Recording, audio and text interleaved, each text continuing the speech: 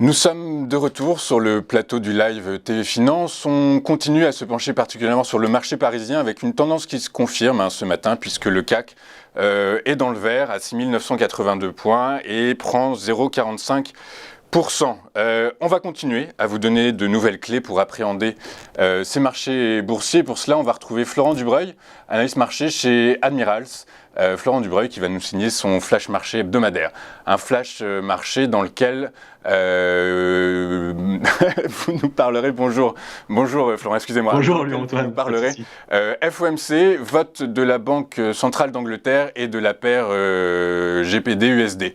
On terminera avec une actualité Admirals que vous souhaitez nous faire partager. C'est bien cela ? Oui, c'est bien ça. Bonjour Louis-Antoine, bonjour à tous les internautes. En effet, on va commencer par le FOMC. Alors, j'espère ne pas être redondant par rapport à Nicolas Chéron, mais en tout cas, j'avais indiqué début septembre que le tapering, qu'il soit américain ou européen, allait être notre fil rouge sur Téléfinance ensemble, et il était impossible pour moi donc de ne pas commencer l'interview d'aujourd'hui par ce sujet qui est très chaud. Alors, pendant 2 jours, les membres du FOMC se sont réunis pour échanger sur les futures politiques monétaire américaine, et donc on a eu hier soir le résultat de ces 2 jours de réunion. Alors le résultat, pas de changement concernant les taux, c'est ce qui était prévu, et nous avons enfin la réponse tant attendue par les investisseurs. Quand le tapering va commencer? Eh bien la réponse c'est ce mois-ci. Alors qu'est-ce que ça signifie? Ça signifie que la Fed va réduire son programme d'achat d'actifs de 15 milliards de dollars par mois. La Fed injectait 120 milliards par mois, donc si on calcule 120 milliards divisé par 15 milliards, eh bien ça nous donne 8 mois, donc avec un tapering qui débute mi-novembre. Cela signifie qu'au mois de juin 2022, mi-juin 2022, la Fed n'injectera plus un seul dollar dans l'économie, en tout cas c'est le plan. Alors quelle analyse on peut en tirer? Eh bien depuis 2017 et la crise des subprimes, les marchés sont dopés par des liquidités grâce aux banques centrales. On peut parler du quantitative easing, du LTRO, des taux négatifs. Alors c'est clairement de l'argent magique, tout ça pour maintenir une économie à flot. Aujourd'hui, on vit un rebond économique post-crise Covid grâce notamment à la consommation et aux vaccins, mais du coup l'inflation elle est forte. Donc on est clairement en surchauffe économique, et comme je l'indiquais la semaine dernière, il est devenu compliqué pour les banques centrales de continuer à maintenir ces conditions ultra avantageuses pour le marché. Et donc hier soir, nous avons eu la confirmation qu'il y aura de moins en moins de liquidités injectées par la Fed et sûrement par la BCE prochainement. Donc on entre dans une zone peu éclairée, les marchés vont progressivement revivre sans cette perfusion artificielle, et la gueule de bois pourrait être compliquée au moment du réveil. Même si les banques centrales sont compétentes, que ce soit la Fed ou la BCE, cela fait plusieurs mois qu'elles nous préparent à ce tapering pour ne pas faire paniquer les investisseurs. Et puis, on le voit bien, la Fed diminue ses achats d'actifs progressivement et ne passe pas de 120 milliards de dollars à zéro d'un seul coup.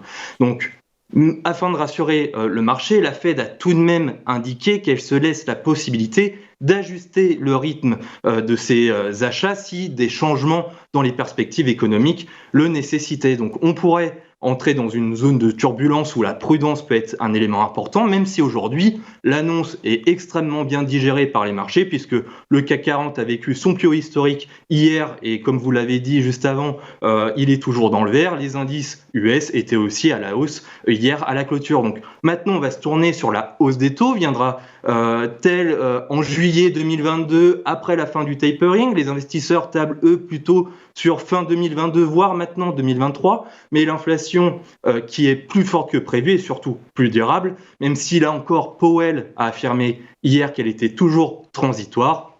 C'est le terme qu'il a employé hier soir à plusieurs reprises, et donc cette inflation elle pourrait peut-être faire bouger les choses plus rapidement que prévu. Donc on voit bien que la Fed est toujours sur un jeu d'équilibriste. Je comprends, merci Florent, c'est très clair effectivement. Du coup, alors cette notion d'inflation transitoire peut-elle se retrouver en discussion chez les membres de la Banque d'Angleterre qui se réunit cet après-midi, justement, qui se réunit aujourd'hui pour oui, absolument, c'est un tapering ou non, justement.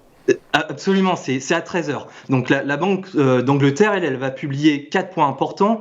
Son rapport sur la politique monétaire, les votes sur la facilité d'achat d'actifs, les votes sur les taux d'intérêt et enfin sa décision sur ces taux. Et cette annonce, elle risque d'être importante car le marché à terme, lui, il estime à 60% la probabilité d'une hausse des taux d'intérêt de 15 points de base en novembre. Donc il y a d'un côté la Banque centrale qui a déjà déclaré qu'une hausse des taux d'intérêt serait probablement appropriée avant la fin de son programme d'achat d'obligations, et de l'autre côté, il y a quand même certains membres de la Banque d'Angleterre qui sont encore hésitants et estiment qu'il serait prématuré de relever les taux cette année. Donc deux équipes, le marché d'un côté qui a développé une attente de ce qui est le plus susceptible de se produire, c'est-à-dire la hausse des taux, même si les estimations restent sur un statu quo, combiné au fait qu'il y ait aussi des messages contradictoires de la part des membres de la Banque d'Angleterre. Donc ça rend tout ça plus probable un mouvement haussier ou baissier, mais excessif. Donc attention à la volatilité, elle peut être aussi bien notre ami que notre ennemi. Alors côté technique,